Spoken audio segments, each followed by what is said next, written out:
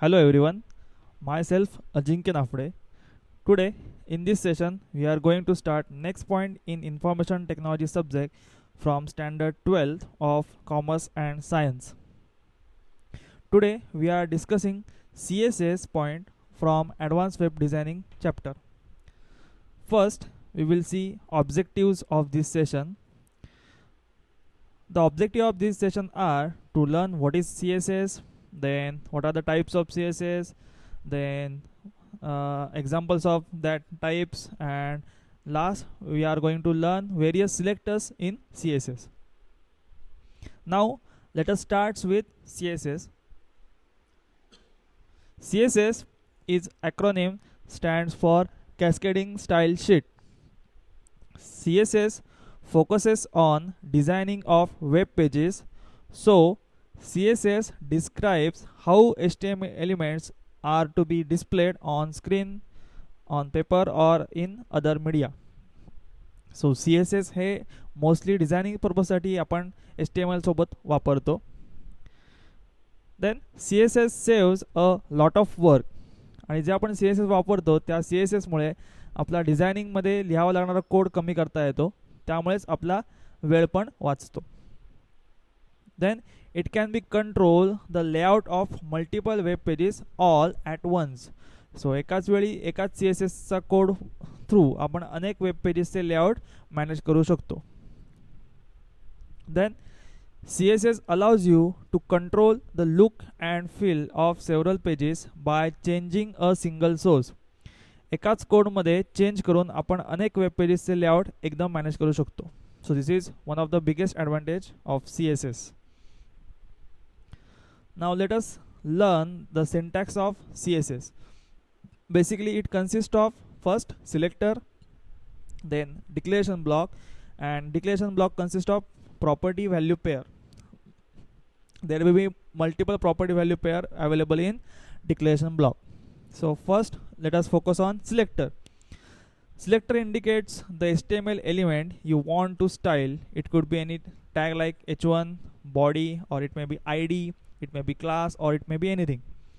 So selector may be एखादा tag असेल किंवा आयडी असेल, क्लास नेम असू शकतो, और काही असू शकतं. The next thing, that is declaration block. The declaration block can contain one or more declaration which are separated by semicolon. For above example, there are two declaration: color which is equal to yellow, or color colon yellow means color equal to yellow, and second font size colon 11 px, that is font size equal to 11 px, that is pixel. So each declaration contains a property name and a value which is separated by a colon. Actually declaration ब्लॉकमध्ये आपण वेगवेगळ्या property and value set करू शकतो, की ज्याद्वारे आपण वेगवेगळे designing पण बनवू शकतो. आता यामध्ये जर तुम्ही बघायला गेलात तर h1 हा एक सिलेक्टर आहे, आणि डिक्लेरेशन ब्लॉकमध्ये कलर प्रॉपर्टी आहे की ज्याला व्हॅल्यू आपण सेट केले येलो, आणि there is another property that is font size that has a value that is 11 px. So यामुळे ॲक्च्युली काय होईल तर h1 या एलिमेंटला येलो कलर सेट होईल and 11 px he font size set होईल. सो याद्वारे तुम्हाला h1 ला हे दोन इफेक्ट दिसतील. देन नेक्स्ट आपण बघूया that is property. A property is a type of attribute of HTML element. It could be a color, it could be a border, it could be anything. So these are the various properties. आपण properties खूप साऱ्या नंतर पण in deep बघणार आहोत. Then actually what is value? Values are assigned to CSS properties. In the above example, the value yellow is assigned to color property. So yellow he actually काय value आहे की ते मे बी ती red असू शकते, blue असू शकते, और व्हॉट एव्हर दुसरा कुठचाही व्हॅल्यू असू शकते. सो जनरल कुठचाही आपण व्हॅल्यू त्या रिस्पेक्टिव्ह प्रॉपर्टीला देऊ शकतो. Now let us move towards types of CSS.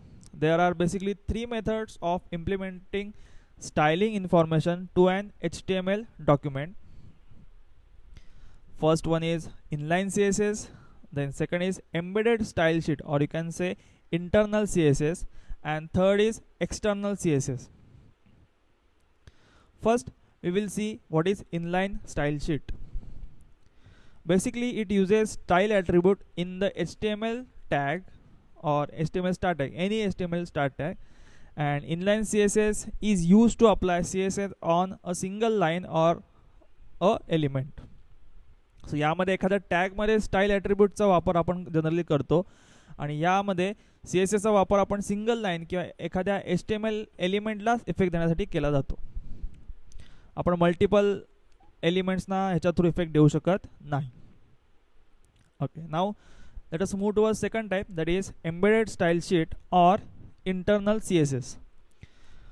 Basically this type of CSS is used to apply CSS on single document or single web page.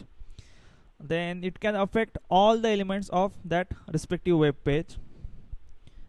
And generally third and one of the most important point, that is it is written inside style tag within head section of HTML. So basically the location of internal CSS is in the head section with style tag. आणि या CSS द्वारे आपण एका पेजसाठी CSS लिहू शकतो आणि या CSS चा इफेक्ट एका HTML पेज मधील सर्व एलिमेंट्सवर होतो आणि यामुळे दुसऱ्या वेब पेजवर कुठच्या प्रकारचा इफेक्ट होत नाही. Then third type is external CSS. This is generally used when you want to make changes on multiple pages. जेव्हा आपल्या एखादी कंप्लीट वेबसाईट किंवा मल्टिपल वेब पेजेसचे डिझायनिंग करायचे असते तेव्हा आपण या टाईपचा CSS वापरू शकतो. या टाईपच्या CSS साठी आपल्याला एक वेगळी सेपरेट .css फाईल तयार करावी लागते. त्याच्यात थोडक्यात या फाईलचं एक्सटेन्शन .css असते. And we should use the link tag on every page and the link tag should be put inside head section. So जर तुम्हाला ती रेफरन्स म्हणून वापरायची असेल एखाद्या HTML पेजमध्ये, then you have to use link tag. Now let us see the examples of inline CSS. So we have to start with doc type tag of HTML5, then doc type HTML, then HTML tag, then head /head body. So इथे आपण actually काय शिकतोय तर inline CSS शिकतोय. So जर तुम्ही बघितलं तर H1 च्या आत H1ला आपण ॲट्रिब्यूट दिला आहे, दॅट इज स्टाईल ॲट्रिब्यूट. आणि स्टाईल इक्वल टू काय लिहिलं आहे आपण डबल कोट्समध्ये कलर कोलन रेड. याचा अर्थ इथे असा आहे की आपण एक या H1 टॅगला स्टाईल असाइन करतोय, इनलाईन CSS असाइन करतोय की ज्याच्यामध्ये प्रॉपर्टी आहे कलर आणि व्हॅल्यू आहे रेड. सो यामुळे तो जो H1 आहे त्या सगळ्या H1चा कलर काय होणार आहे रेड, टेक्स्टचा कलर काय होणार आहे रेड. आणि खाली जो P टॅग आहे P, this paragraph will not be affected, ह्याला कुठच्याही प्रकारचा CSS आपण अप्लाय केलेला नाही. Then we have to close body tag and HTML tag. So जर तुम्ही आउटपुट बघितला तर तुम्हाला दिसेल की the internal style sheet is applied on this heading. हे सगळं तुम्हाला रेड कलरमध्ये दिसतंय. Whereas this paragraph will not be affected is as it is. जसं रेग्युलर तुम्हाला ब्लॅक कलरमध्ये दिसतं तसंच तुम्हाला ते दिसणार आहे. So here we learn inline CSS. Then next we are going to learn the example of internal CSS. आता जसं आपण मगाशी म्हटलं की इंटरनल CSS असेल then you have to use style tag which is enclosed in head section. So इथे तुम्हाला दिसेल की स्टाईल टॅग आपण हेड सेक्शनमध्ये लिहिले आहे. तिथे तुम्हाला एक सिलेक्टर लिहिलेला दिसेल that is H1. Then curly ब्रॅकेटमध्ये आपण मगाच सारखीच प्रॉपर्टी असाइन केली दॅट इज कलर आणि तीच व्हॅल्यू दिली आहे रेड. फक्त इथे लिहिण्याची पद्धत इंटरनल CSS असल्यामुळे बदललेली आहे. सो ह्याचा इफेक्ट काय होईल तर जिथे या कंप्लीट वेब पेजमध्ये H1 असेल त्या ठिकाणचा त्याचा जो टेक्स्ट कलर आहे तो काय होईल रेड कलर होईल. सो तुम्हाला दिसतंय the internal style sheet is applied on this heading. याचा कलर काय होणार आहे रेड. देन Pचा कलर काही चेंज होणार नाही. सो बेसिकली जर तुम्ही बघायला गेलात आउटपुटमध्ये तर तुम्हाला दिसेल की the internal style sheet is applied on this heading. हे जे H1 आहे त्याचा फक्त कलर काय आला आहे रेड. वेअरएज खालच्या P टॅगचा जो कलर आहे तो ॲज इट इज राहिलेला आहे. जर अजून कुठे या वेब पेजमध्ये H1 असेल तर त्या ठिकाणी तिथे पण रेड कलर अप्लाय होईल. Now let us see the example of external CSS. आता एक्सटर्नल CSS म्हटलं की तुम्हाला पहिली महत्त्वाची गोष्ट माहिती पाहिजे की you have to create a separate .css file. So first we will see style.css. आता style.css मध्ये आपण टेस्ट केलं आहे that is we started with some selector that is H1. आणि आपण त्याच्यात दोन प्रॉपर्टी दिल्या आहेत. एक म्हणजे कलर कोलन नेव्ही. याचा अर्थ आपण एक प्रॉपर्टी सेट केले कलर ज्याची व्हॅल्यू आहे नेव्ही. वेअर दुसरी प्रॉपर्टी आपण सेट केली margin dash left which is equal to or colon 20px. So H1 जिथे असेल तिथे काय होणार आहे कलर त्याचा नेव्ही होणार आहे. Where margin from the left किती असेल 20px. Now let us see the second file, that is external.html. आता जसं मगाशी म्हटलं की जेव्हा तुम्ही एक्सटर्नल CSS वापरत असाल then you have to use link tag. आता हे तुम्हाला लिंक टॅग दिसते. लिंक टॅगमध्ये आपण पहिले ॲट्रिब्यूट यूज केला आहे href. याचा अर्थ काय, you have to give the reference of external style sheet file. So इथे आपण href इक्वल टू style.css लिहिलेलं आहे. सो इथून आपण या वेब पेजमधून external.html मधून आपण आपल्या style.cs ला रेफरन्स दिलेला आहे. आता ही जेव्हा आपण CSS फाईलचा रेफरन्स देऊ तेव्हा तुम्हाला त्याचा रिलेशनशिप डिफाईन करायला लागते. सो इथे आपण रिलेशनशिप डिफाईन केले with the help of attribute rel and which is equal to style sheet. आपण ॲक्च्युली स्टाईल शीट प्रोव्हाइड करतोय, CSS फाईल अप्लाय करतोय. सो इथे आपण रिलेशनशिप काय देणार आहोत, स्टाईल शीट. आणि ही जी फाईल आहे ती कुठच्या टाईपची आहे, it may be either text or CSS. So आपण इथे टाईप ॲट्रिब्यूट पण डिफाईन केला आहे which is equal to text or CSS. So आता यामध्ये तुम्हाला दिसेल की जिथे इथे H1 असेल तिथे त्याचा कलर काय होईल, navy, and margin from the left काय असेल 20px. सो द इंटर्न इथे आपण जे लिहिलं आहे H1 मध्ये त्याचा सगळ्याचा आउटपुट तुम्हाला तिथे रेड कलर नेव्ही कलरमध्ये as well as margin from the left 20px दिसेल. Now let us start with another point, that is CSS properties. आता ह्यामध्ये बघा तुम्हाला पहिलं आपण काही प्रॉपर्टीज बघणार आहोत आणि त्याची काही रिस्पेक्टिव्ह एक्झाम्पल्स असतील आणि त्याच्या व्हॅल्यूज असतील. So we are going to learn different CSS property in this current session. Let us learn first property, that is colour. आता ह्याद्वारे आपण एखाद्या HTML एलिमेंटला कलर अप्लाय करू शकतो. For example H1 colour colon green. याचा अर्थ जिथे इथे H1 असेल तिथे ते त्याचा टेक्स्ट कलर काय होईल, ग्रीन होईल. Then second property is background dash colour. So basically या प्रॉपर्टीद्वारे आपण HTML एलिमेंटला बॅकग्राऊंडला कलर अप्लाय करू शकतो. अँड ह्याचं एक्झाम्पल आपण बघूया, body background dash colour colon yellow. याचा अर्थ बॉडीचा जो आउटपुट आहे त्या कम्प्लीट बॉडीच्या आउटपुटला बॅकग्राऊंडला कलर आपण अप्लाय करणार आहोत, that is yellow. Then next is font dash weight. आता फॉन्ट वेट याद्वारे आपण बेसिकली काय करू शकतो, तो एखादा जो बेसिक फॉन्ट आहे त्याला आपण बोल्ड करू शकतो, और त्याची जी फॉन्ट वेट आहे, फॉन्ट साईज आहे ती काय करू शकतो, जास्ती करू शकतो. So for example font P font dash weight colon 300. So basically P जिथे आहे तिथे ते पॅराग्राफ टॅग असेल तिथे त्याचं फॉन्ट वेट 300 होईल, और तुम्ही ते बोल्ड पण असाइन करू शकता. Then fourth property is font style. याद्वारे आपण HTML एलिमेंटचे टेक्स्ट इटालिक टेक्स्ट करू शकतो. आता तुम्हाला माहिती आहे की बोल्ड, इटालिक यासारखे आपले इफेक्ट जनरली द्यावे लागतात. सो बेसिकली तुम्ही फॉन्ट स्टाईलचा वापर करून तुमचे रेग्युलर टेक्स्ट इटालिकमध्ये कन्वर्ट करू शकता. So for example P font dash style colon italic. So याद्वारे तुम्हाला टेक्स्ट इटालिक नेचरमध्ये बघता येतं.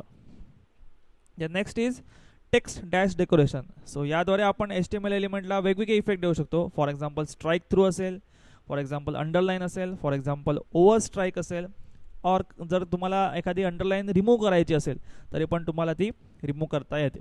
सो याच्या बेसिकली काही व्हॅल्यूज आहेत. For example underline, strike through, over strike और नन.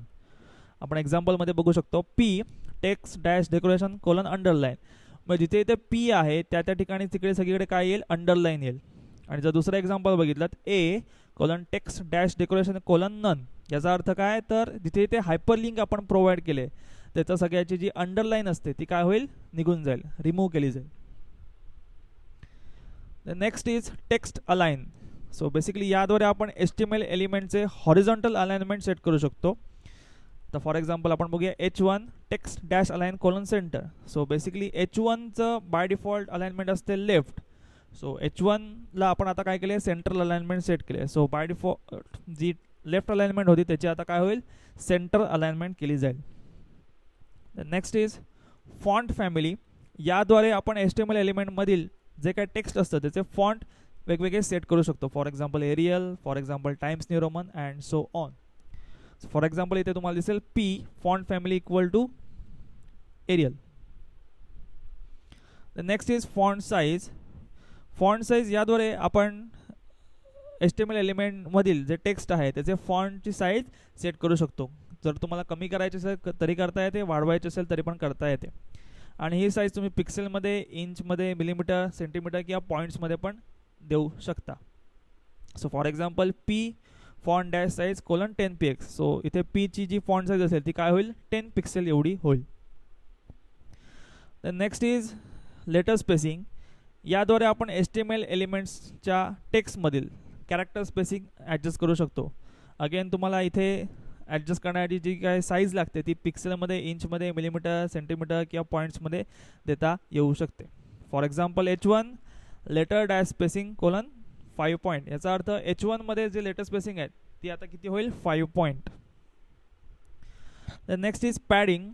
बेसिकली याद्वारे आपण HTML एलिमेंटच्या टेक्स्टमधील जे काही पॅडिंग असेल और ब्लँक स्पेसिस जे आपल्याला ॲडजस्ट करायचे असतात त्या ॲडजस्ट करता येतात आणि ही साईज तुम्हाला पिक्सेलमध्ये देता येते.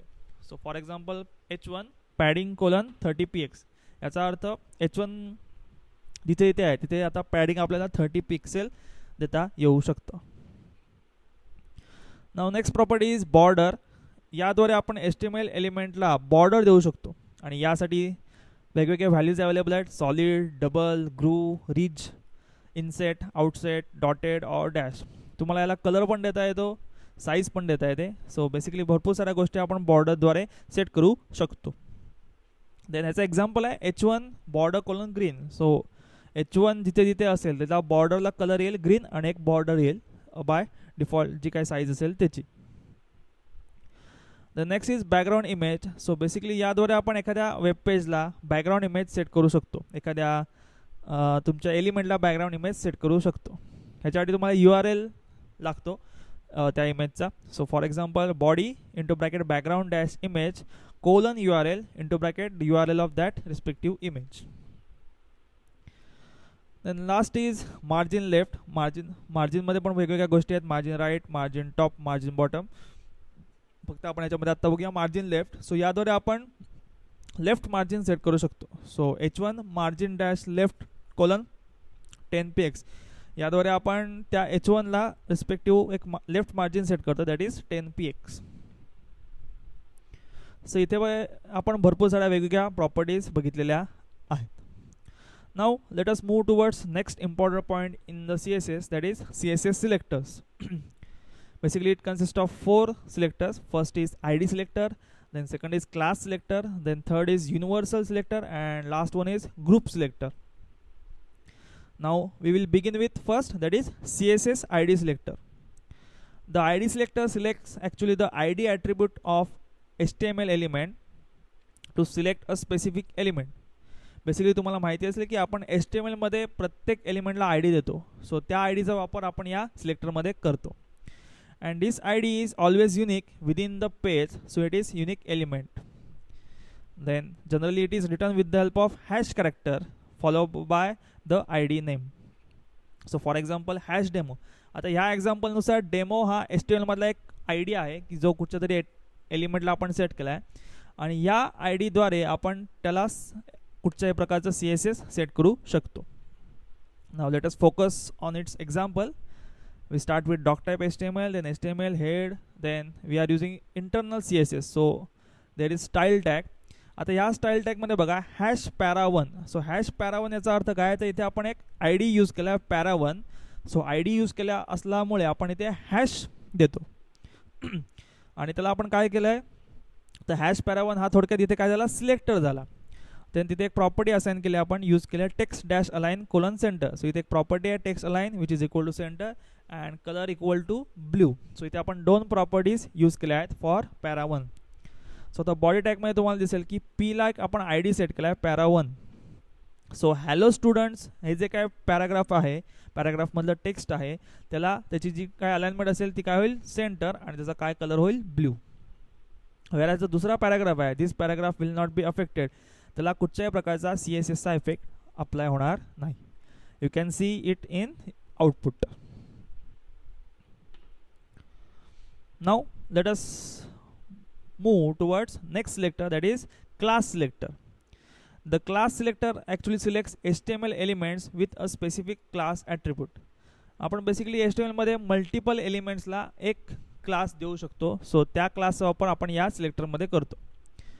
The class selector is used when you want to change a group of elements within your HTML page. So या class attribute मुळे आपण एकाच वेळी अनेक HTML elements ना CSS effect देऊ शकतो. And this is more useful than ID selector. It is used with a period character. आपण ID मध्ये बघितलं की आपण तिथे हॅश कॅरेक्टर वापरतोय, whereas इथे आपण काय वापरतोय, पिरियड कॅरेक्टर, और you can say full stop symbol आपण इथे वापरत आहोत. आता बेसिकली एक इथे रूल आहे, the class name should not start with number. So class जर तुम्ही देणार असाल, it should start with any character. Then example आपण बघूया, डॉट डेमो. सो जर तुम्ही डॉट डेमो हे एक्झाम्पल घेतलं तर या एक्झाम्पलनुसार डेमो हा तुमचा HTML मधला एक क्लास आहे की ज्या क्लास थ्रू आपण एखादं CSS त्याला सेट करू शकतो. So let us focus on its example. So we again started with doc type HTML, then HTML tag, head, then again we are applying internal CSS. So यामध्ये बघा dot intro नावाचा आपण एक इथे selector लिहिला आहे. आता इथे डॉट दिला याचा अर्थ इथे तो काय, इंट्रो हा काय असणार आहे, क्लास, आणि तो मे बी मल्टिपल ठिकाणी आपण वापरू शकतो.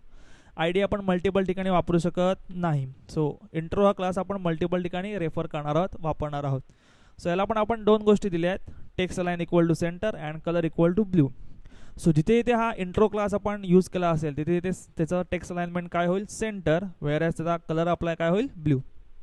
सो हे तुम्हाला दिसतंय की H1 ला आपण क्लास दिला आहे इंट्रो, त्याच्यामध्ये पण काही टेक्स्ट आहे, वेअरएज P ला पण आपण क्लास सेट केला आहे इंट्रो. सो H1चं आणि Pचा जो काय आउटपुट असेल तो काय होईल, टेक्स्ट अलाइन सेंटर होईल, ॲज वेल एज त्याला कलर काय होईल, अप्लाय ब्ल्यू.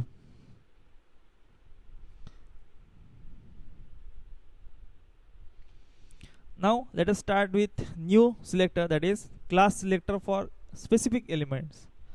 आता यामध्ये आपण बघतोय की बेसिकली आपण HTML मध्ये मल्टिपल एलिमेंट्सला क्लास देतो, पण यामध्ये आपण एका एलिमेंटमध्ये असलेल्या क्लासला CSS इफेक्ट देऊ शकतो. That is to specify one specific HTML element should be affected, then you should use the element name with class selector. आपण याचं एक्झाम्पल बघू, म्हणजे तुम्हाला कळेल. So for example P dot demo. आता ह्या एक्झाम्पलनुसार P एलिमेंट जिथे असेल आणि जर त्या एलिमेंटमध्ये जर डेमो क्लास असेल तरच या HTML मधल्या क्लासला आपण तिथे तो रिस्पेक्टिव्ह CSSचा इफेक्ट सेट करू शकतो. सो P असेल आणि जर डेमो क्लास तुम्ही दिला नसाल तर तुम्हाला तो इफेक्ट तिथे दिसणार नाही. Then now let us focus on its example. So doc type HTML, then HTML head, then style. आता स्टाईल मध्ये बघा P dot intro. P dot intro याचा काय अर्थ, तर P या एलिमेंटमध्ये जर इंट्रो नावाचा क्लास आपण दिला असेल, then and then only text align centre होईल अँड कलर काय होईल त्याचा, ब्ल्यू. सो आता इथे बघा H1 ला पण इंट्रो क्लास दिला आहे, P ला पण दिला आहे, पण त्याचा इफेक्ट फक्त कशामध्ये दिसेल, P च्या इंट्रोमध्ये दिसणार, कारण आपण काय लिहिलं आहे, P या एलिमेंटला जर इंट्रो क्लास असेल तरच त्याचा जो काय रिस्पेक्टिव्ह CSS इफेक्ट असेल तो तिथे दिसणार आहे. So you can see it in output. Okay, now we will start with CSS universal selector. Basically the universal selector is used as a wildcard character. Wildcard character याचा अर्थ असा आहे, you can use star or asterisk sign. It selects all elements on the web page. आपण HTML मध्ये multiple एलिमेंट्सला याद्वारे CSS effect देऊ शकतो. Now let us focus on universal selector. Example बघूया, doc type HTML, then HTML head, style, हे regular आहे. इथे बघा काय केलं, star, colour equal to green, font size equal to 20px. Then आता आपण तिथे बॉडी टॅगमध्ये तुम्हाला दिसेल इथे लिहिलं आहे आपण, this CSS style will be applied on entire page, it does not check tag और प्लेन टेक्स्ट. देन आपण तिथे BR टॅग यूज केला आहे, देन H2 यूज केला आहे, देन P यूज केला आहे, P मध्ये para1 नावाचा ID दिला आहे, देन अगेन P घेतला आहे.